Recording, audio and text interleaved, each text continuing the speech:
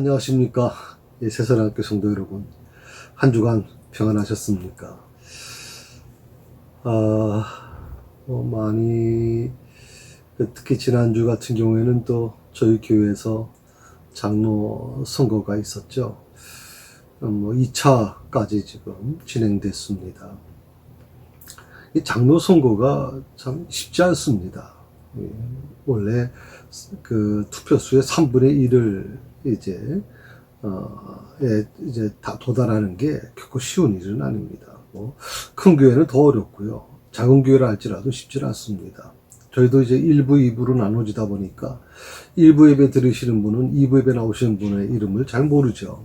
그래서 그 무기명으로 이제 선거가 이루어지다 보니까 이름을 잘 모르고 또 이제 그 장로 기준에 대한 그 부분이 굉장히 강화되다 보니까 여러 가지 이제 혼란이 있었던 부분도 아마 있을 것입니다.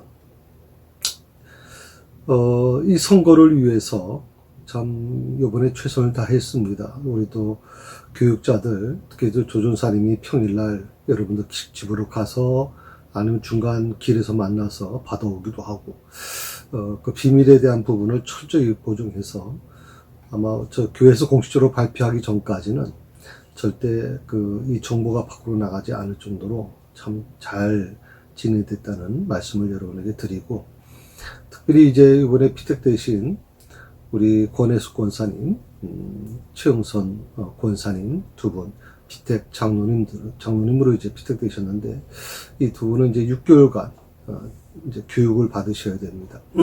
그리고 노예에서 치르는 장로 고시를 통과하셔야 됩니다. 만만치 않죠. 만만치 않습니다. 또 그리고 이제 임직을 하게 되고, 또 우리 두 분 명예 권사님은 정말 우리 성도들이 참 최선을 다해 주셨습니다. 그래서 두 분 명예롭게 또 취임을 하게 되는 거 참 축하드리고요. 지난주까지 우리가 요한복음 18장 1절에서 27절까지 말씀을 같이 나눴습니다. 24과에 있는 말씀이었는데, 크게 한 세 단락으로 있었죠. 예수님의 체포 과정이 있었고, 그 다음에 이제 예수님께서 이제 안나스의 전 대제사장 안나스의 집에서 심판을 받게 되죠. 재판을 받게 되죠. 신문을 받게 됩니다. 그리고 베드로의 부인, 그 부분이 지금 지난주까지 공부했던 내용입니다. 오늘부터는 새로운 장으로 25가 이제 공부할 텐데, 사형 선고를 받으신 예수님, 여러분 교재를 보시게 되면 그렇게 나와 있죠. 사형 선고를 받으신 예수님. 그래서 요한복음 18장 28절부터 19장 16절까지다 이렇게 나와 있는데, 보통은 이제 원래 한 장마다 이제 공부를 하게 되는데, 이번 우리가 이 24가 25가는 같은 18장인데 18장 27절까지 말씀과 28절 이후에 있는 말씀, 그 두 가지로 지금 나눠서 공부가 진행되고 있습니다. 특별히 28장 이후부터는 이제 구체적으로 빌라도의 이제 신문을 받게 되고 예수님의 이제 죽음에 이르는 그런 과정을 밟게 됩니다. 특히 요즘에는 이제 사순절 기간을 우리가 보내고 있지 않습니까? 그 사순절이라고 하는 것이 예수님의 부활하시기 바로 그 전날까지 계산해서 40일을 이제 역으로 그렇게 이제 계산법을 하는 거죠. 그래서 그 과정을 통해서 우리가 좀 마음의 준비를 하고 예수님의 고난과 그리고 예수님의 부활을 좀 준비할 수 있는 기간을 바로 이 사순절이라고 하는 것이죠. 자, 우리 한번 네모칸 한번 보실까요? 네모칸, 교재 네모칸 보시게 되면, 본문은 예수님께서 당시에 총독 빌라도 앞에 끌려가서 신문 받으시고 십자가에 넘기시기까지 고난당하시는 내용입니다. 오늘 말씀을 통해 누가 예수님을 죽였으며 고난의 주 예수님은 어떻게 진리를 증거하시는가 배우게 됩니다. 그러니까 어떻게 보면 오늘 이번에 공부할 그 부분이 아주 요약해서 잘 나와 있습니다. 오늘 그러니까 18장 28절부터 뭐 이제 19장 16절까지 있는 이 말씀은, 자, 예수님께서 당시 총독 빌라도 앞에 끌려가 신문을 받으신 내용, 그 빌라도의 신문의 내용이고요. 그 다음에 십자가에 넘기시기까지 고난당하시는 내용입니다. 이 두 가지가 큰 테마고요. 그리고 오늘 이 말씀을 통해서 누가 예수님을 죽였느냐라고 하는 문제에 대한 해답을 우리가 얻게 될 것이고, 또 고난의 주 예수님은 어떻게 진리를 증거하셨느냐, 빌라도가 이제 진리가 뭐냐라고 하는 물음 앞에서 예수님께서 그 진리가 뭔지에 대한 분명한 말씀을 주시거든요. 그래서 그 진리에 대한 부분, 예수님이 증거하신 진리에 대한 부분을 우리가 같이 공부하게 됩니다.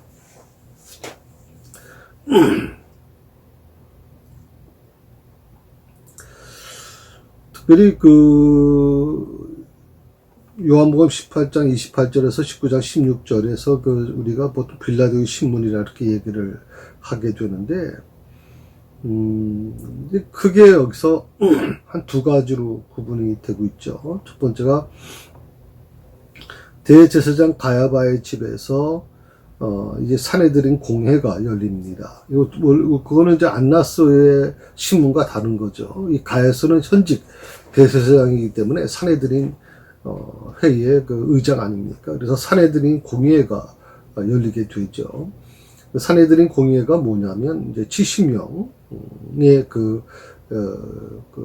대표하는 요즘으로 보면 국회랑 마찬가지입니다. 예, 국민을 대표하는 그런 사람들이 모여서 이제 정책을 결정하는 부분이거든요.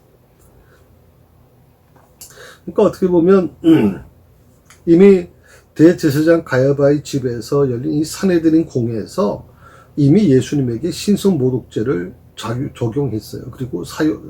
그리고 나서 이제 사형을 결정했거든요. 뭐 지난번 말씀드렸지만 이것은 공관복음에는 기록되어 있는데 요한복음에는 이제 기록되어 있지 않은 부분이죠. 요한은 안나스의 그 신문을 더 중요시 여겼고, 이제 그 이후에 이제 빌라도의 신문으로 넘어간다면 이 공관복음서 마태, 마가, 누가 복음에는 이제 가야바의 집에서 열린 이 사내들인 공회에 대한 부분이 더 구체적으로 잘 나와 있다, 이렇게 말씀을 드렸습니다. 그리고 크게 두 번째가 뭐냐면 예수님께서 그 사내들인 공회에서 이제 사형이 결정되고 나서 이 가룟 유다죠. 예수님을 팔아버린 가룟 유다가 이 양심의 가책이 느껴집니다. 양심의 가책이 느껴져가지고, 그래서 이제 교회는 이제 예수님을 풀어달라. 그리고 이제 돈을 내던지죠. 돈을 내던졌다는 얘기는 예수님에 대한 그 부분, 그러니까 제자로서의 어떤 그런 양심의 가책을 이제 느꼈다는 뜻인데, 교회는 이제 그게 받아지질 않습니까? 어차피 가룟 유다라고 하는 이 사람은 이 대제사장이나 모든 예수님을 적대하는 이 세력들의 입장에서는 어차피 버릴 수밖에 없는, 버려야 되는 그런 어떤 소모품에 불과한 것입니다. 가룟 유다가 이 시험에 들었을 때는 그걸 몰랐던 거죠. 결국에는 마태복음 27장에 보게 되면 유다가 결국에는 그 양심의 가책을 이기지 못하고 자살하게 됩니다. 그런 과정들이 쭉 나오게 되죠. 그런데 이 가야바의 집, 대제사장 가야바의 집에서 열린 이 사내들인 공회에서 이미 예수님의 사형 선고를 이미 내렸는데, 신성모독에 대해서 문제는 뭐냐면 왜 그럼 빌라도에게 다시 보냈느냐라고 하는 거거든요. 그거는 유대 나라는 이 로마에 지금 귀속된 나라입니다. 그러니까 로마의 모든 지배를 받게 되는 겁니다. 다른 거는 다 로마가, 다른 것은 웬만한 것은 전부 다 이제 그들의 문화나 그들의 관습을 받아주고 이해해주고 또 그들의 종교까지 다 존중해주지만, 단 이 하나만큼은 절대 허용을 안 했습니다. 그게 뭐냐면 사람을 죽이는 거. 다시 말하면 사형 선고에 대한 부분만큼은 반드시 로마 황제가 임명한 사람, 총독에 의한 결정이 있어야만 가능하다는 것이죠. 그래서 비록 사내들인 공회에서 이미 신선모독죄를 적용해서 사용을 결정했지만 그 결정에 대한 부분을 자기들은 실행에 옮길 수 없다는 거죠. 로마법에 어긋나기 때문에. 그래서 결국 빌라도에게 데리고 온 것입니다. 그리고 빌라도에게 자신들이 이제 사형 선고를 내렸다는 걸 얘기해주고 너는 동의만 해라고 하는 이제 압박을 빌라도에게 하게 되는 것입니다. 자, 오늘 본문 살피기 한번 보실까요? 자, 1번에 한번 같이 보십시오. 혹시 이 교재를 아직 못 받으신 분이 계시면 교회 홈페이지에 올려놓겠습니다. 그 교회 홈페이지에서 다운받으셔도 되고요. 또 뭐 교회도 이제 비치해 놓을 테니까 늘 교회에 오셔서 가져가시면 될 것 같습니다. 유대인들이 언제 어디로 예수님을 끌고 갔습니까? 28절에 있는 말씀이거든요. 네. 28절 한번 보실까요? 네. 우리 같이 한번 읽어봅시다. 그들이 예수를 가야바에서 관정으로 끌고 가니 새벽이라. 그들은 더럽힘을 받지 아니하고 유월절 잔치를 먹고자 하여 관정에 들어가지 아니하더라. 언제 예수님을 끌고 갔는가라고 할 때 28절에 뭐라 그랬어요? 네, 새벽이라 그랬습니다. 새벽. 왜 새벽이었을까? 보통 이런 어떤 회의를 할 때는 보통 낮에 하는 게 정상 아닙니까? 중요한 또 의사결정을 할 때는 낮에 해야 되는 게 정상인데 왜 새벽에 했을까 하는 겁니다. 더욱이 유대인들에 의한 어떤 그런 회의, 뭐 산헤드린 공회 같은 뭐 안나스나 가야바의 집에서 일어났던 이런 문제는 뭐 새벽에 해도 뭐 문제가 없겠지만 특히 이 빌라도 총독은 그 로마가 임명한 사람 아닙니까? 다시 말하면 로마 사람이란 말이죠. 그도 사생활이 있을 텐데 왜 새벽에 빌라도에게 찾아왔을까 하는 거거든요. 로마 재판이 새벽에도 열릴 수 있을까? 라고 하는 물음인데, 로마인들은 공적 업무는 반드시 해 뜨기 전부터 시작되었다라고 하는 부분이 있어요. 로마 사람들이 참 굉장히 부지런하긴 했어요. 그래서, 새벽이라고 하는 것이 해 뜨기 전이라고 하는 표현을 하니까, 요즘 말로 하면 한 새벽 6시 정도 되지 않겠습니까? 이제 그 정도 시간으로 우리가 이제 생각할 수 있는데, 그런데 이제 조금 그 로마의 시간법으로 보게 되면 조금 우리가 생각하는 거하고 좀 다르죠. 로마 시간법으로는 이 새벽이라고 하는 것이 제4경에 해당된다. 그렇게 얘기하는데, 제4경이 언제냐면 새벽 3시에서 6시 사이다. 물론 새벽 그 해가 뜨기 전이라고 하는 부분을 얘기했지만 새벽 3시에서 6시 사이에 과연 업무가 시작됐을까 하는 것에 대해서 좀 의문이 생기게 됩니다.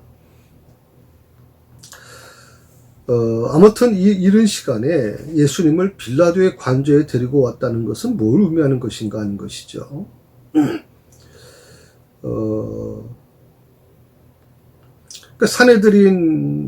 그러니까 빌라도에게 예수님을 데려온 시간이 새벽 3시에서 6시 사이였다면 산헤드린에서 예수님의 신문이 이루어지는 시간이 몇 시쯤 됐겠습니까? 그 전이라는 거 아닙니까? 만약 새벽 4시쯤 왔다 그러면 거의 새벽 2시 이전에 안나스 집에서 가야바까지 이루어졌다는 얘기인데, 그러니까 밤에 예수님은 한숨도 못 주무신 거예요. 저녁에 겟세마네 동산에서 잡히셔가지고 체포되셔서 계속 안나스 집에 또 가야바의 집에 빌라도에까지 오는 과정에서 예수님은 한숨도 주무시지 못했던 거죠. 그럼에도 불구하고 그 유대인들, 유대 지도자들, 특히 그 대제사장이나 모든 그 바리새인들이 밤을 새워서 예수님을 신문하는 이유가 뭘까요?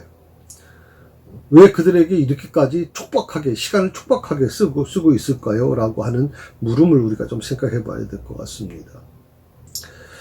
낮에 얼마든지 특히 빌라도라는 사람은 유대 총독인데 총독에게 찾아오는데 왜 새벽 3시에서 6시 사이에 찾아왔느냐는 거거든요. 그럼 낮에 신문을 할 수 있는데 왜 낮에 신문하지 않았느냐? 낮에 찾아오지 않았느냐? 그만큼 위험하다고 생각을 했는 건지. 왜냐하면 낮에는 사람들이 많이 몰리지 않습니까? 특히 예수님이 체포됐다는 것을 이제 사람들이 알게 되면 예수님을 추종하는 사람들, 특히 제사장이나 모든 사람들이 가장 두려워하는 게 뭐냐면 예수님이 그 광야에서 떡 5개로 또 물고기 2마리로 먹이신 숫자가 남자만 5,000명입니다. 그럼 여자 아이들까지 노인까지 다 포함하면, 그건 원래 숫자에 포함되어 있지 않죠. 그걸 다 포함하면 어떻게 됩니까? 거의 2만 명이 넘어가는 숫자란 말이죠. 그 많은 사람들이 지금 예수님을 에워쌌는데, 그렇다고 하면 예수님이, 체포됐다라고 하는 소문이 밖으로 노출되지 않겠습니까? 노출되다 보면, 결국은 낮에 같은 경우는 사람들이 몰려들기 시작한단 말이죠.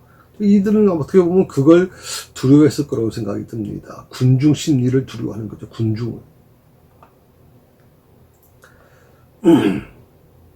그래서 예수님의 그 신문을 밤사이에 아주 마치 쫓기듯이 모든 걸 다 처리해 버리는 겁니다.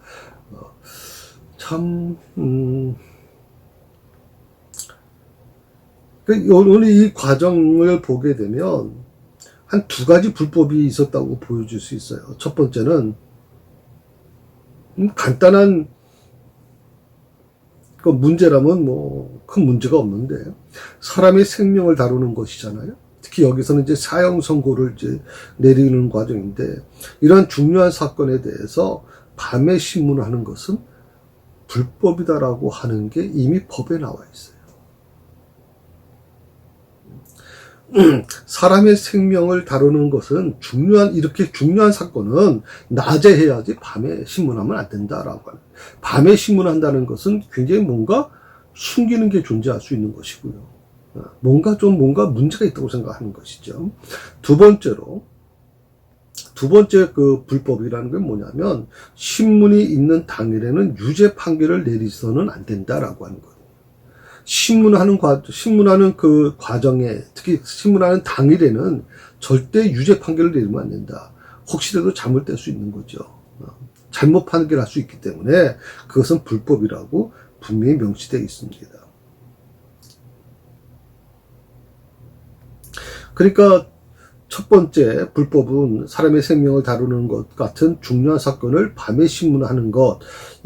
이것은 어떻게 보면 낮에 중요한 사건은 중요한 사건의 신문은 낮에 시행해야 된다라고 하는 이 규칙을 어겼다는 것이고요. 또 두 번째, 신문이 있는 당일에는 유죄 판결을 내려서는 안 된다라고 하는 이 원칙에 대해서는 결국 신문 당일에 유죄 판결을 내린 것은 불법이다, 잘못된 것이다라고 하는 것을 우리가 분명하게 알 수 있습니다. 무슨 말입니까? 그만큼 예수님은 부당하게 재판을 받으셨다는 겁니다. 정당한 재판을 받지 않으셨다는 겁니다. 어떻게 보면 형식적으로는 그들이 안나스의 신문을 받고 가야바를 통해서 그리고 빌라도까지 어떻게 보면 그들은 그 법이라고 하는 것을 그 법의 테두리 속에서 자기들은 했다고 생각할지 모르지만 그 법의 테두리 안에서 했던 그 모든 과정에서 실행에 옮기는 과정에는 제가 볼 때는 굉장히 문제가 많다고 생각하는 거죠. 특히 그들은 밤새도록 한숨도 예수님을 재우질 않았어요. 밤에 잠을 재우지 않는다는 건 이건 고문이나 마찬가지죠. 그렇게 해서 예수님을 겟세마네에서 체포해서 안나스를 통해서 또 가야바까지, 그래서 어떻게 보면 굉장히 좀 심각한 문제죠. 사내들인 공회까지 그런 어떤 재판을 받는 과정에서 이미 자기들은 다 사형 선고 내려놓고 그리고 형식적으로 이제 빌라도에게 가서 압박을 넣는 이런 불법을 저지르는 사람들이 누구예요?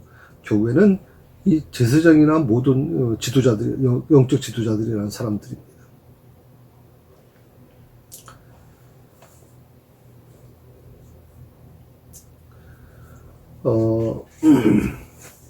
그 다음에 어디로 라고 하는 거죠. 어디로 예수님을 끌고 갔습니까? 라고 하는 이 물음인데, 그 어디로라고 하는 이 물음은 거기에는 보면 이렇게 나와 있어요.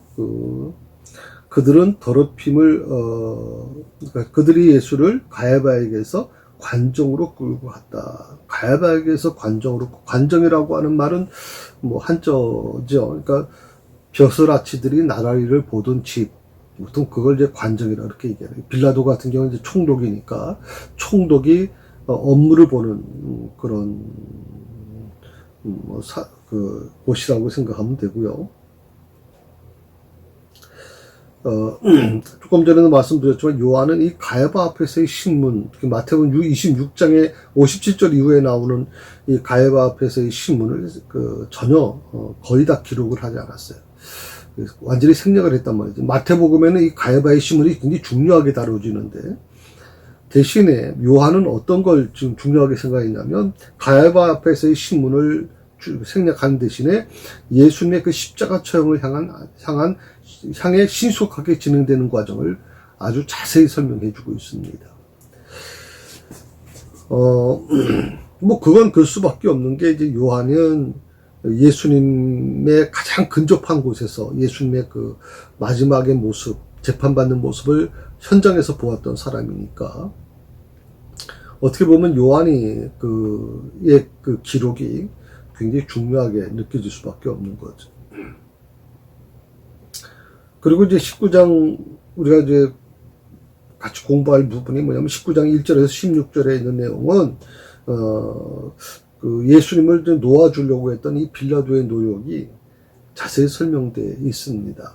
이것만 보면, 야, 빌라도가 그래도 예수님을 풀어주려고 그랬구나. 빌라도는 참 선한 사람이었구나라고 생각할지 모르지만, 그건 아닙니다. 예, 조금 더 우리가 다시 구체적으로 공부해 나가면서 빌라도의 잘못이 무엇인지, 왜 빌라도가 예수님을 놓아주려고 했는지에 대한 부분까지도 같이 공부해 보겠습니다.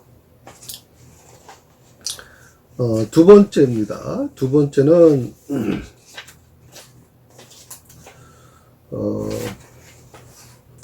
빌라도가 고소하는 자들에게 왜 나갔습니까? 하는 질문이거든요. 이것도 어떻게 보면 29절에 있는 말씀인데, 29절에 보면 이런 말씀이 나오죠. 그러므로 빌라도가 밖으로 나가서 그들에게 말하되 너희가 무슨 일로 이 사람을 고발하느냐. 빌라도가 밖으로 나가서, 빌라도는 왜 밖으로 나갔습니까? 라고 하는 질문이에요. 특히 빌라도라는 이름을 좀 여러분 좀 설명을 드린다면, 빌라도에 대해서 자세한 설명이 나오질 않아요. 빌라도 총독, 빌라도라고 하는 말만 나옵니다. 이름에 대한 어떤 설명이 거의 없다는 이유가 뭘까? 그것은 뭐냐면 더 이상 뭐 빌라도라는 이름에 대해서 설명할 필요가 없는 거죠. 그건 이미 기독교인 사이에서 이미 널리 알려져 있기 때문에 빌라도에 대한 설명을 구태여할 필요 없다고 생각을 하는 거죠. 주후 26년에서 36년, 약 10년간 유대를 다스렸던 5번째 총독입니다. 5번째 총독. 근데 우리가 이제 사도신경을 고백하다 보면 본디오 빌라도에게라고 하는 말이 나오죠. 본디오 빌라도에게. 이 본디오라는 말은 뭐고 또 빌라도라는 말은 뭐냐. 것인데, 이렇게 생각하시면 됩니다. 빌라도라는 이름은 세 번째 이름입니다. 세 번째 이름. 본디오라고 하는 이름은 두 번째 이름입니다. 그러니까 영어에도 마찬가지로 첫 번째, 두 번째, 세 번째 이름이 존재하죠. 그래서 본디오 빌라도, 원래 첫 번째 이름이 있어야 돼요. 그 본디오 빌라도 앞에 또 다른 게 붙어야 됩니다. 그런데 거기에 대해서는 전혀 알려있지 않기 때문에 우리가 보통 본디오 빌라도다, 그렇게 표현을 하고 있는 거죠.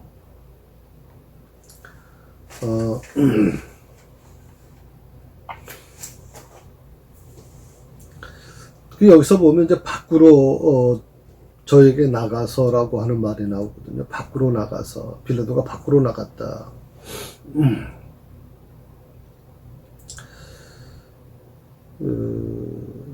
사실 빌라도라고 하는 사람은 일단 다시 한번 설명을 드립니다만 굉장히 성격이 좀 아주 잔인한 사람입니다. 빌라도는 굉장히 잔인하기도 하고, 빌라도는 굉장히 성격이 아주 뭐라고 생각하면 좋냐면 굉장히 포악한 성격이에요. 특히 이 빌라도는 로마 사람이기 때문에 로마가 지배하는 나라, 유대라고 하는 이 조그만 나라에 총독으로 부임했습니다. 이 빌라도 입장에서는 좀 더 아마 그런 욕망도 있을 것이고, 굉장히 어떤 그 마음속에 굉장히 큰 꿈을 가지고 있던 사람이었을 겁니다. 근데 이 조그만 이 유대 나라의 총독으로 와 있다는 게 그에게는 굉장히 좀 기분이 안 좋을 수 있죠. 그래서 빌라도는 굉장히 유대인을 경멸해 버립니다. 굉장히 유대인을 경멸해요. 물론 유대인을 경멸했던 이유가 여러 가지 물론 있겠지만, 특히 빌라도에게 있어서 유대인들은 굉장히 경멸의 대상이었던 거라고 생각을 하거든요. 그런 빌라도가 로마 사람들이 굉장히 부지런하다고 하지만, 새벽 3시에서 6시 사이 되는 꼬투새벽 같은, 정말 이 이른 새벽에, 갑자기 막 들이닥쳐가지고, 그것도 평범한 사람도 아닌, 사형죄로 이미 다 결론 내린 사람을 와서 사인하라는 거 아닙니까? 빌라도 보고. 왜 우리는, 사형 집행할 권한이 없으니까 당신이 사인해라. 그렇게 얘기를 하는데, 빌라도 입장에서는 기가 막힌 겁니다. 어떻게 보면 저희가 볼 때는 굉장히 자존심이 상할 수밖에 없는 거죠. 예. 와서 압력을 넣으니까 더 그럴 수밖에 없죠. 그런 빌라도가 어떻게 이른 새벽에 재판 열기 위해서 관정 밖으로까지 나왔느냐 하는 거거든요. 이건 참 어떻게 보면 좀 새로운 접근법입니다. 유대 사람들이 당연히 들어와, 피지배 국민 아닙니까? 그런 어떤 국민의 대표라 할지라도 그들이 들어와서 총독을, 아련하는 게 원칙이지, 총독이 그들을 만나기 위해서 밖으로 나간다는 게 또 이해가 잘 안 됩니다. 그래서 크게 한 두세 가지 정도를 생각할 수 있다고 생각을 합니다. 하나는, 당시가 유대인 축제 기간입니다. 6월절 바로 전날이기 때문에, 어떻게 보면 굉장히 6월절은 여러분 아시는 것처럼 유대의 최대 명절입니다. 우리로 보면 추석 명절입니까? 추석 명절. 아무튼 이 유대인의 축제 기간은, 이 6월절 축제 기간은 대단한 거거든요. 또, 어떻게 보면 그러다 보니까 어떤 문제가 있냐면, 유대인들을 자극할, 혹시 오해가 될 수 있느냐. 유대인들을 자극해가지고 혹시 밀란이 일어나지 않겠나 하는 우려가 있기 때문에, 이른 새벽 재판을 요청해 온 유대인들에게 괘씸하지만, 또 마음에 안 들지만, 유대인들을 경멸하지만, 관정 밖으로까지 나온 거 아니냐. 그렇게 생각할 수가 있습니다. 세 번째는, 이거는 아마 우리가 좀 28절에 있는 말씀처럼, 그들은 더럽힘을 받지 아니하고 6월절 잔치를 먹고자 하여 관정에 들어가지 아니하였다라고 나오거든요. 더럽힘을 받지 아니하고라고 하는 말이 나오는데, 이게 아마 어떤 문제에서 굉장히 중요한 문제라고 생각을 합니다. 자, 예수님을 가야바의 집에서 이미 사형 선고를 내려놓고 이제 빌라도의 집무실로 이제 찾아와서 예수님만 찾아왔는데, 예수님만 넘겨주고 자기들은 안 들어간다, 관정에. 이게 이해가 안 가죠. 이해할 수가 없잖아요, 여러분. 보통 사람도 아니고 유대 총독입니다. 생사권을 쥐고 있는 이 총독에게 찾아와가지고 자기들은 거기 들어가질 않아요. 황당한 일이겠죠. 그 이유가 뭐냐면, 6월절의 어떤 율법에는, 이게 율법이라고 말하기엔 좀 어렵고요. 자기들이 만든 그런 관습이겠죠.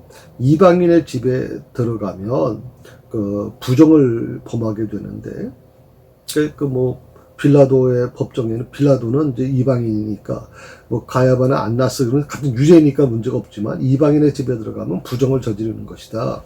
그래서, 유월절 잔치에 참여하지 못하게 되니까, 그런 일이 없도록, 예수만 들여보내고 우리는 들어가지 않는다라고 하는 겁니다.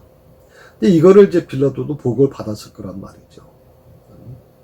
유대 지도자들이, 대제사장이나 모든 사람들이 왜 안 들어오느냐? 왜 재판받을 사람만 들여보내고 너희들 들어오지 않느냐라고 생각할 수 있겠지만, 이미 아마 그 밑에 있는 사람들이 다 설명해 줬을 겁니다. 지금 6월절이고, 저들은 이방 사람들 집에 들어오면, 결례가 되기 때문에 이건 문제가 됩니다. 그러니까 저들이 못 들어오는 이유가 있습니다라고 설명했겠죠. 그러니까 이제 결국에는, 이것 때문에 아마 이것이 굉장히 중요한 부분일 겁니다. 이것 때문에 결국은 빌라도가 관중 밖으로 나와서 이제 그들을 만나게 되는 것이거든요. 그래서 특히 우리가 여기서 좀 관심을 가져야 될 게 뭐냐면, 이방인의 집에 들어가면 부정하게 된다라고 하는 이 제도, 조금 전에 말씀을 잠깐 드렸습니다만은 이게 어디에 근거한 것이냐라고 하는 겁니다. 이방인의 집에, 6월절에 이방인의 집에 들어가면 부정하게 되는 것, 이게 어떤 율법에 있는 기록된 것이기 때문에 그런 거 아니냐라고 생각할 수 있는데, 놀랍게도요, 이방인의 집에 들어가면 부정하게 된다는 이 규정은 구약 율법에는 나와 있질 않아요. 구약 율법의 어떤 규정이 아닙니다. 더 쉽게 말씀드리면, 말씀에는 거기에 대해서 어떤 제약도 하지 않습니다.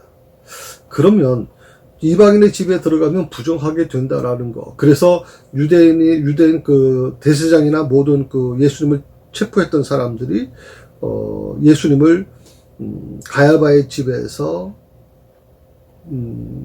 사내들인 공의에서 예수님을 사형 선고 내리고 빌라도의 집무실로 오면서 그 예수님만 넘겨주고 자기들은 감정에 들어가지 않는 이유가 바로 거기 있는데, 그 이유는 뭐냐면 이방인의 집에 들어가면 부정하게 된다는 근거 때문에 그렇거든요. 근데 그 부정하게 된다는 근거가 대체 놀랍게도 구약의 율법에는 그런 규정이 없다. 쉽게 말하면 말씀에는 그런 규정이 없다는 거예요. 말씀에는 없는 거예요. 그럼 말씀에 없는 것을 왜 그들은 그것을 지켰느냐 하는 거예요. 그 근거는 어디가 있느냐? 구약 성경에, 구약 율법에 있는 것이 아니라 랍비들의 정한 규례다. 랍비들의 정한 규례라고 하는 게 뭐냐면 쉽게 말씀드리면 사람들이 규정한 거란 말이죠. 사람들이 규정해낸, 사람들이 서로 약속해낸, 정해놓은 이 법이 바로 이제 랍비들이 정한 규례라고 하는 건데, 저는 여기서 굉장히 좀 놀라운 생각을 해보여요. 우리가 좀 심각하게 생각해 볼 필요가 바로 있는 것이 뭐냐면, 아니 이방인의 집에 들어가면 부정하게 된다라는 게 대체 말씀이 아니라 사람들의 사람들의 전통에 의해서 만들어진 건데, 그러면 그들은 말씀보다도 사람들의 전통을 더 따랐다는 뜻이잖아요. 적어도 예수님을, 메시아로 오신 예수님을, 하나님의 아들인 예수님을 지금 십자가에 못 박으려고, 그래서 예수님을 사형 선고해가지고 예수님을 죽이려고 작정한 자들이 말씀에 근거한다고 자기들은 얘기하지만 말씀에 근거하지 않은 거예요. 랍비의 전통에 의존해서 지금 그들이 그걸 얘기하고 있는 거라고.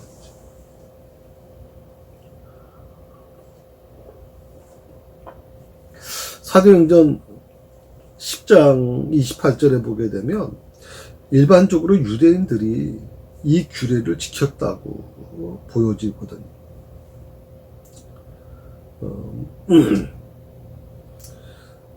우리가 굉장히 유대인들이 율법에 의해서 율법에 따라 사는 것 같이 보이지만,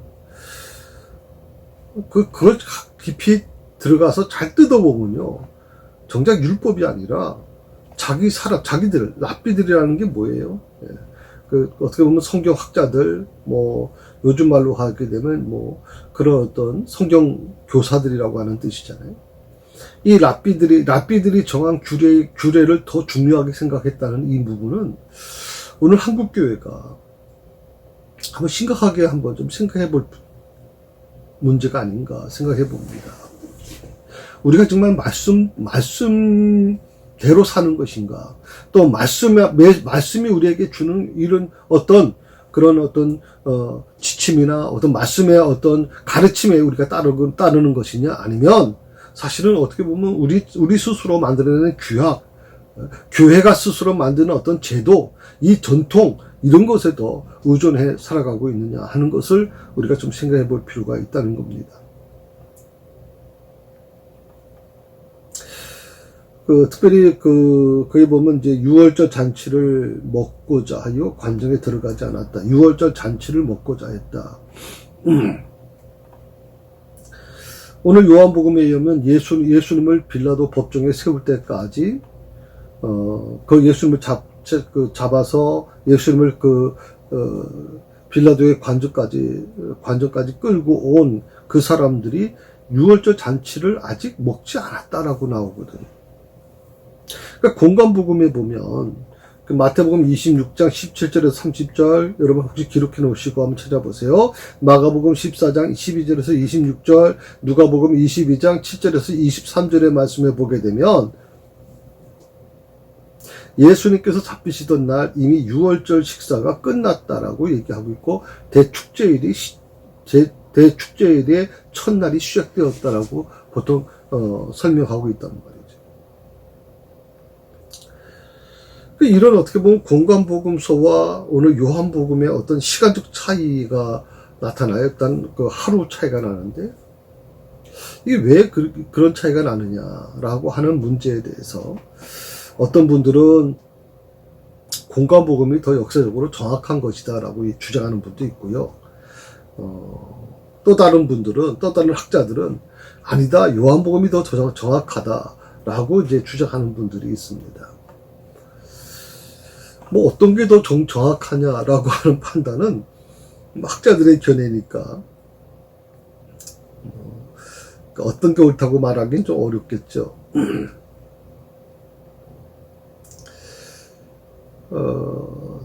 어떤 분들은 이렇게 이제 상반된 견해가 나왔단 말이죠. 공관복음이 더 정확하다, 요한복음이 더 정확하다, 이렇게 견해가 서로 엇갈리다 보니까 어떤 학자들은 이 차이를 좀 조화를 시켜보려고 하는 시도를 하는 분들도 있습니다. 그 내용 중에 하나가 뭐냐면 유월절 잔치가 뭐냐라고 하는 것에 대한 설명입니다.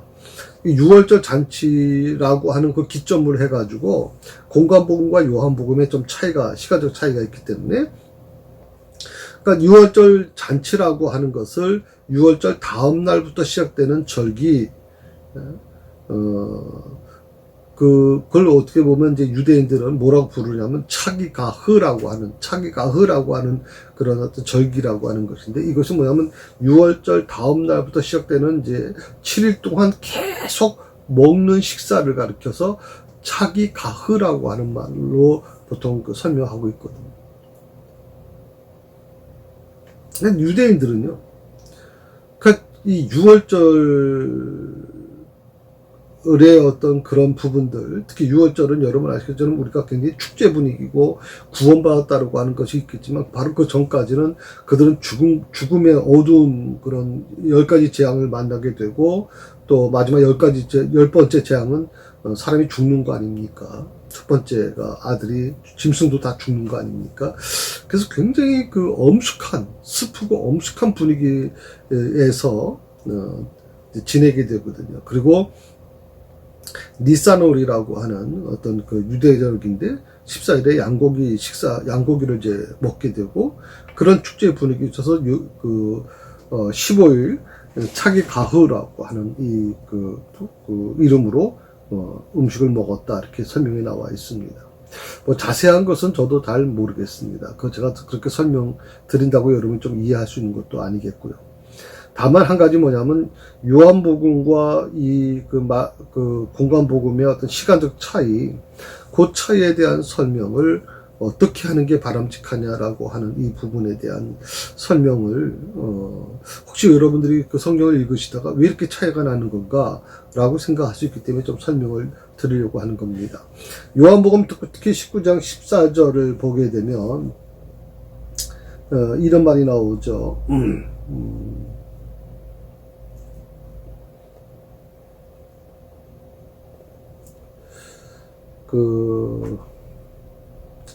이 날은 이제 그 예수님을 끌고 이제 재판석에 이제 앉았던 빌라도가 앉았던 그 날인데 6월절의 준비일이요. 때는 제6시라. 이 날은 6월절을 준비하는 날이라 이렇게 설명하고 나오고 있거든요. 6월절의 예비일이라고 분명히 밝히고 있습니다. 이 문제를 해결하려고 하면 요한복음 13장 3절에 있는 말씀, 여러분 아시는 것처럼 최후의 만찬이 기록되어 있는 구절이거든요. 그 최후의 만찬을 보게 되면 우리는 보통 6월절 만찬이다 이렇게 생각을 하는 분들이 있는데 6월절 만찬이 아니라 어떻게 6월절 하루 전에 식사를 하는 거죠. 그래서 그 차이를 이해하지 못하시면 마태복음이 보는 공관복음에서 보는 6월절 예비일과 요한복음에서 말하는 6월절 예비일의 어떤 그런 부분을 자꾸만 이제 차이를 느낄 수 있다 생각하는데 그렇지는 않습니다. 여기서 한 가지 중요하게 생각할 게 뭐냐면 유대인들은요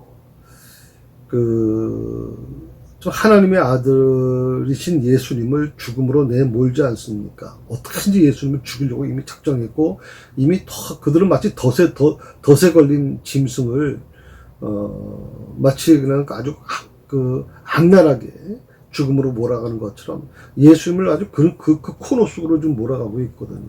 그런데 놀랍게도 하나님의 아들 예수님을 죽음으로 내몰면서도 그들은 의례적인 규범을 지키고 있다는 것이 너무 아이러니한 것이죠. 6월절이 어떻고 무교절이 어떻고 또 자기들은 6월절에 잔치에 그 식사를 먹기 위해서 관정에 들어가지 않는다는 것부터 해가지고 아주 자기들은 무슨 율법을 잘 지키는 것처럼 생각한단 말이죠. 그러고서는 지금 6월절 날 예수님을 특히 사람을 죽이려고 하는 이 계획을 세우는 이들 속에서 여러분 뭘 느끼십니까? 무엇을 우리가 느껴야 되는 것입니까? 우리가 이 정의라는 이름, 진리라는 이름 앞에서 이름으로 얼마나 많은 해서는 안 되는 짓거리들이 지금 일어나고 있는 건지 모르겠습니다. 교회라고 하는 것은 특별히 정말 사랑과 하나님을 사랑하고 사람을 사랑하는 이 아름다운 관계가 존재하는 것이 바로 이 교회 아닙니까? 이 교회 안에서는 그 모든 아픔과 모든 상처들이 다 싸매어지고 사랑으로 하나가 되어야 되지 않습니까? 그래서 우리 새사랑교회라는 이름을, 새사랑이라는 이름을 진 교회를 세운 이유 중에 하나가 뭐냐면 바로 이 부분이거든요. 이곳에서는 이 세상에 어떤 상처를 가지고 있는 자든 어떤 오해를 가지고 있는 자든 들어와서 교회 안에서는 서로 하나가 되고 서로 감싸 안아서 품어주자는 거거든요. 그게 바로 하나님께서 원하시는 교회의 모습이라고 생각해서 새사랑교회라고 얘기하는데, 근데 우리는 가장 정말 두려운 게 뭔 줄 아십니까? 언제부터인가 우리는 나는 말씀대로 잘 살고 있어, 나는 조금도 잘못한 거 없어 라고 하면서 상대방을 향한, 특히 다른 사람들을 향한 어떻게 보면 정죄의 눈으로 보려고 하는 모습들이 너무 많다는 거죠. 어떻게 보면 다른 사람을 아프게 하고 다른 사람을 마음을 막 가격이 찢어놓고서도 번뜩 아무 느낌 없이 와서 예배를 드리고 그리고 기도를 하고 봉사하고 그렇게 살아간다면 얼마나 이건 부끄러운 것입니까? 예수님께서 뭐라고 말씀하셨습니까? 너희가 제물을 하나님 앞에 드리기 전에 먼저 어떻게? 형제의 마음을 아프게 한 것이 있다면 그들에게 가서 먼저 용서를 구하라고 그러지 않았습니까? 진정한 어떻게 보면 신앙은 바로 거기에 있는 것이 아닐까 하는 생각을 제가 좀 해봅니다. 그래서 자, 그 정도까지 하고요. 좀 한번 넘어가 보십시다. 그 2번 지금 우리가 했습니다. 그 두꺼운 글씨로 또 하나가 있는 게 뭐냐면 유대인들이 원하는 바가 무엇입니까? 하면서 29절에서 32절까지 구절을 얘기하고 있거든요. 예, 한번 읽어봅시다. 그러므로 빌라도가 밖으로 나가서 29절입니다. 그들에게 말하되 너희가 무슨 일로 이 사람을 고발하느냐? 대답하여 이르되 이 사람이 행악자가 아니었더라면 우리가 당신에게 넘기지 아니하였겠나이다. 빌라도가 이르되 너희가 그를 데려나가 너희 법대로 재판하라. 유대인들이 이르되 우리에게는 사람을 죽이는 권한이 없나이다 하니 이는 예수께서 자기가 어떤 죽음으로 죽을 것을 가르쳐 하신 말씀을 응하게 하려 함이라. 이 사람이 행악자가 아니었더라면 이라고 하는 표현을 썼습니다. 30절에 보면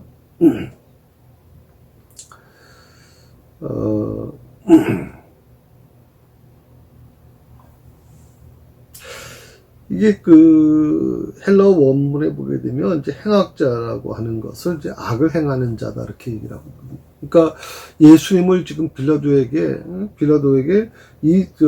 무슨 일로 이 사람을 고발하느냐고 이제 빌라도가 질문을 하니까 이 사람이 행악자가 아니었더라면라고 하는 표현을 썼거든요. 행악자가 아니었더라면 그 말은 뭐냐면 이 사람은 악을 행하는 자입니다라고 하는 얘기입니다.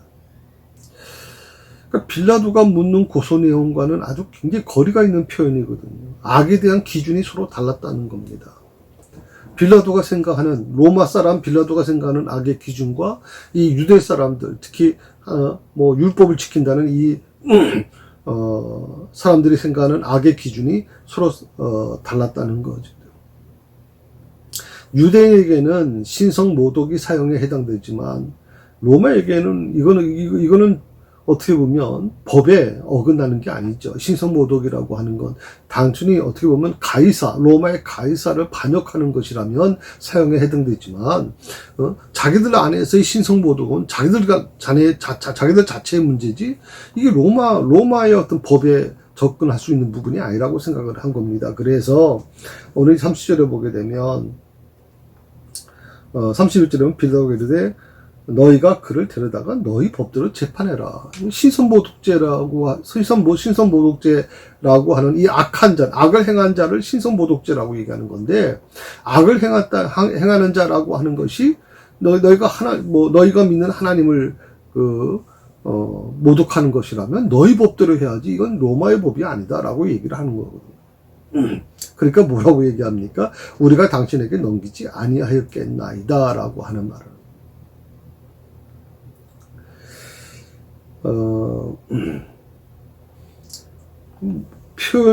이 표현을 가만히 보면 이 사람이 행악자가 아니었더라면 우리가 당신에게 넘기지 아니하였겠나이다. 그러니까 이 사람이 악을 행하는 자가 아니었다면 이라고 하는 표현을 쓰고 있는 건데 굉장히 좀 무례하다고 생각할 수 있는 표현이죠. 로마의 총독 앞에서 감히 무례한 표현을 쓰고 있는 겁니다. 더욱이 지금 빌라도가 관정 밖으로 나와서 그들에게 묻고 있는 거 아닙니까? 그러니까 빌라도 입장에서는 굉장히 양보를 많이 한 거죠. 그들이 무슨 자기들 율법의 기준에 따라서 못 들어간다 그러니까 그들의 관습을 최대한 존중해 주면서 빌라도가 그 새벽에 찾아온 사람들에게 밖으로 나와서 그들을 대면하는데 우리가 당신에게 넘기지 아니하였겠나이다 라고 하는 이 대답 속에는 굉장히 무례함이 담겨져 있어요. 그러니까 빌라도에게 이렇게 얘기하는 겁니다. 이미 사형 선고는 다 내려졌어요. 우리 법대로 이미 그런 사형 선고가 내려졌다. 다만 우리가 로마의 지배를 받다 보니까 로마의 법에 의해서는 사형 선고하려면 사람을 죽이려면 당신의 허락이 있어야 되니까 그것만 허락해라. 그러니까 사인하라는 겁니다. 우리가 이제 신앙생활을 할 때도요. 처음부터 하나님 가지고 와서 하나님 이런 문제가 있습니다. 제가 어떻게 하면 좋을까요, 하나님? 어떻게 해야 될까요? 라고 묻는 것이 아니라 자, 이렇게 문제가 있는데 제가 이렇게 하려고 합니다, 하나님. 이렇게 지금 하고 있습니다. 하나님 도와주세요. 이건 무슨 말이냐면 계획서를 딱 짜놓고 다 문제에 대한 해답까지 다 만들어 놓고서 거기다가 이제 사인란을 만들어 놓은 겁니다. 하나님은 당신 거기다 사인만 하세요. 그러니까 지금 유대인들이 빌라도에게 그걸 요구하는 겁니다. 당신 사인만 하라. 뭐 구체적으로 뭐 알려고 하지도 말고.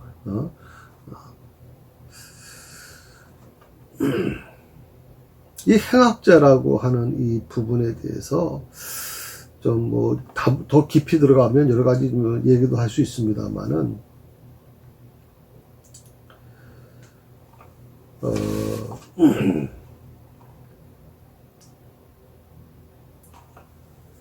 어떻게 보면 굉장히 유대인들이 지금 빌라도에게 찾아와서 빌라도에게 지금 죄목을 얘기하는 그 과정은 뭐 어떻게 보면 전혀 말이 안 되는 얘기거든요.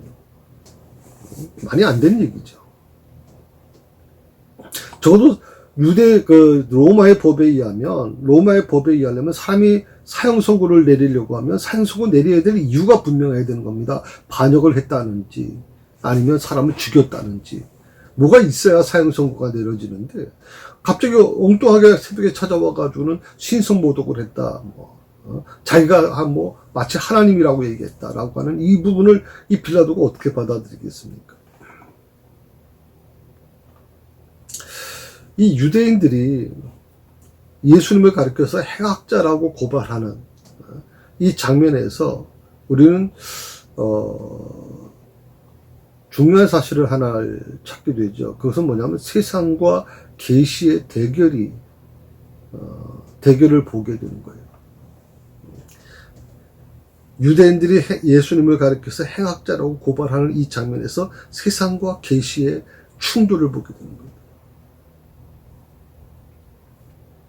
세상은 계시를 반대하고 거부합니다. 이 계시라고 하는 것은 바로 복음을 얘기하는 거죠.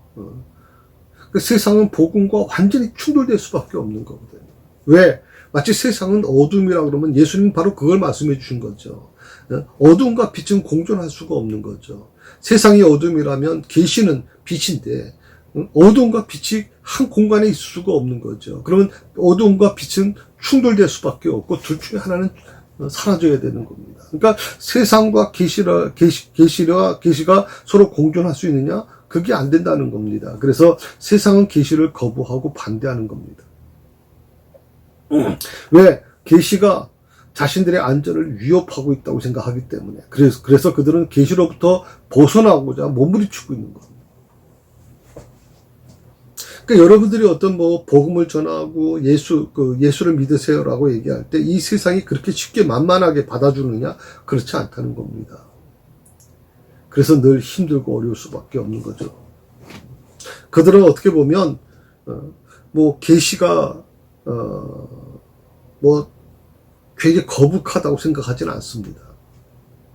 그래서 세상 사람들은요, 예수님에 대해서 얘기할 때 예수님에 대한 부분은 그렇게 아주 극심한 거부감을 갖고 있지는 않습니다.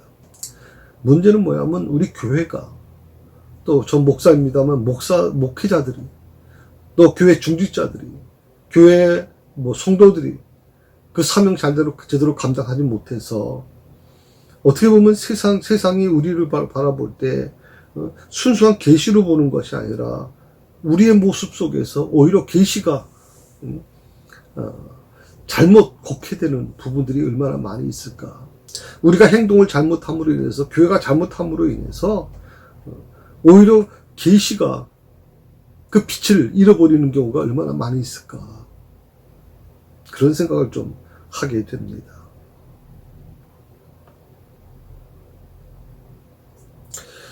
세상은 마지막까지 계시를 거부할 겁니다. 그리고 그 계시에서 벗어나려고 몸부림칠 겁니다. 그러나 결코 분명한 것은 계시를 이길 수 없습니다. 어둠은 절대 빛을 이길 수 없습니다. 빛이 있는 곳에는 반드시 어둠은 물러가게 되어 있습니다. 빛과 어둠은 어떻게 보면 상극관계지만 빛과 어둠 속에서 여러분 가만히 보십시오. 빛이 있는 곳에는 어둠이 존재할 수가 없습니다. 어둠이 있는 곳에 빛이 들어가면 그 어둠은 순식간에 사라질 수밖에 없는 거거든요. 그러니까 빛과 어둠은 수평 관계가 아니라 빛이 어둠을 지배하는 관계거든요.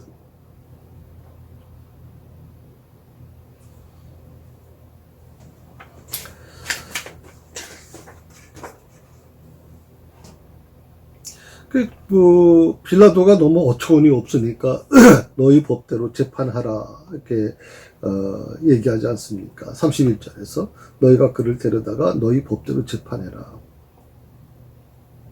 그러니까 빌라도는 유대인들의 그 고소에 대해서 30절에 있는 말씀의 고조죠. 더 구체적으로 따져 묻지도 않고 재판을 거부할 듯한 발언을 하고 있습니다. 이 말씀 바로 거부하는 것 같은 발언을 하고 있는 거거든요. 빌라도가 왜 이런 반응을 보이게 되느냐라고 하는 것은 분명치 않지만 몇 가지 추가할 수는 있습니다. 첫 번째는 빌라도는 유대인들이 제기하는 이 소송이 로마 법정에서 재판받은 성질이 것이 아니라 유대인 자신들의 문제라고 여긴 겁니다. 특히 신선모독죄라고 하는 것은 로마에는 없습니다. 그러니까 그것은 신선모독죄라는 것이 사형 선고까지 내릴 수 있는 것이 아니라고 생각하기 때문에 그렇습니다. 왜냐하면 여러분 아시는 것처럼 로마는 그리스의 영향을 받았기 때문에 굉장히 신들이 많습니다.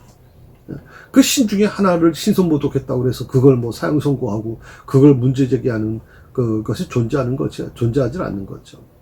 두 번째로 빌라도는 유대인들이 이미 예수를 죽이려고 하고 있다는 것을 알았어요. 따라서 자기에게 재판을 자기에게 재판을 하라고 하는 것은 결국 자기들이 판결한 바를 추인해달라는 것이기 때문에 아주 무례한 행위라고 빌라도는 생각을 했을 겁니다. 어떻게 보면 로마의 총독으로서는 로마의 총독으로 이제 유대 총독으로 와 있는데 그런 권세자로서는 절대 응할 수 없다고 하는 의사표시의 한 부분이라고 저는 생각을 합니다. 너희 법대로 해라. 세 번째로 빌라도는 원래 포악하고 거만한 자였거든요. 그 총독으로서 사형 선고를 내릴 수 있는 자기의 권위를 강하게 내보이려고 하는 모습이 거기에 나와 있습니다. 그래서 어떻게 보면 유대인들의 그 무력함을 스스로 고백하게 하려고 하는 이 계산된 정치적 발언이 바로 이 부분이라고 좀 생각을 할 수 있거든요. 너희가 그를 데려다가 너희 법대로 재판해라. 재판을 하는데 이미 유대인들은 사형 선고를 내리지 않았습니까? 거기서 이미 법대로 다 처리가 됐지 않습니까? 그런데 이 부분을 가지고 만약 유대인들에게 너희 법대로 해라라고 얘기를 해서 그들이 예수님을 사형 집행을 할 경우에는 어떻게 됩니까? 로마 법에 어긋나는 거죠. 그때는 유대인들이 예수님을 죽이려는 유대인들이 심각한 문제에 걸리게 되는 겁니다. 이 말 속에는 굉장한 정치적 계산법이 있다는 얘기가 되겠죠. 네 번째로 때가 유대인의 명절이었기 때문에 아마 그들에게 넘겨주려고 한 것이 아니겠나 생각할 수 있습니다. 특히 빌라도는 유대 지도자들과 사이가 좋지 않았습니다. 그렇기 때문에 아마 그들에게 호의를 베풀어 줌으로써 좀 관계를 개선하려고 했던 것이 아니냐. 그래서 어떻게 보면 이제 관정에 들어올 수 없는 그들의 유대적 어떤 그런 신앙관에 있는 부분이 그걸 존중해줘서 관정 밖에까지 빌라도가 나오지 않았습니까? 그것은 어떻게 보면 평소 때 관계가 안 좋았던 이 유대 지도자들과의 관계를 회복시키려고 했던 부분이 있었다고 생각을 합니다. 예, 오늘은 여기까지 좀 하겠습니다. 그래서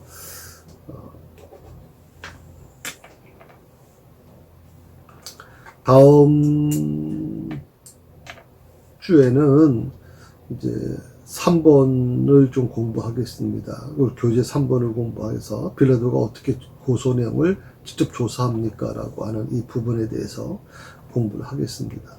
미리 좀 여러분 성경을 읽어보시면 좀 도움이 되실 거라고 생각이 들고, 혹시라도 제가 가르쳐주는 내용이 좀 어려울 수가 있는데, 좀 가급적이면 여러분 입장에서 좀 설명하려고 노력은 합니다만은, 좀 너그리 이해해 주셨으면 좋겠고요. 특히 역사적인 사건이라 이 사건을 좀 풀어가는 과정이다 보니까 좀 어떤 부분에서는 좀 어려운 부분도 존재할 수 있습니다. 좀 이해해 주시기 바랍니다. 예, 건강 잘 지키시고요. 특히 병상에 있는 우리 성도들 계십니다. 위에서 늘 기도해 주시면 좋겠고, 여러분을 위해서 저도 그렇고 또 우리 중보 기도 사역자들도 끊임없이 지금 기도하고 있습니다.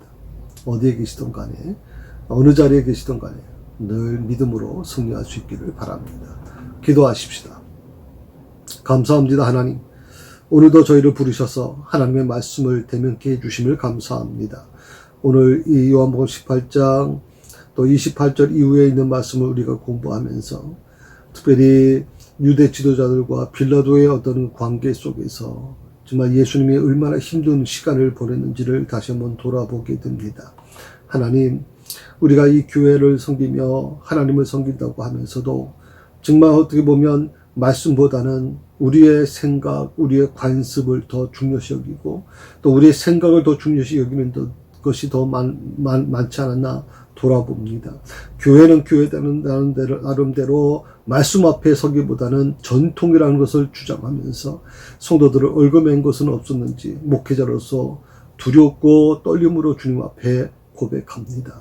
하나님, 우리 모두가 정말 말씀 앞에 서게 하여 주시고 말씀의 인도함을 따르게 하여 주시고 오직 하나님께서 원하시는 것을 이루어가는 그런 삶이 될 수 있도록 주여 도와 주옵소서. 진리를 쫓는다고 하면서 오히려 진리의 반대편에 서는 어리석은 자들이 되지 않도록 하나님 도와 주옵소서. 이 모든 삶이 오직 하나님께 영광이 되기를 간절히 원하오며 예수님의 이름으로 기도드립니다. 아멘.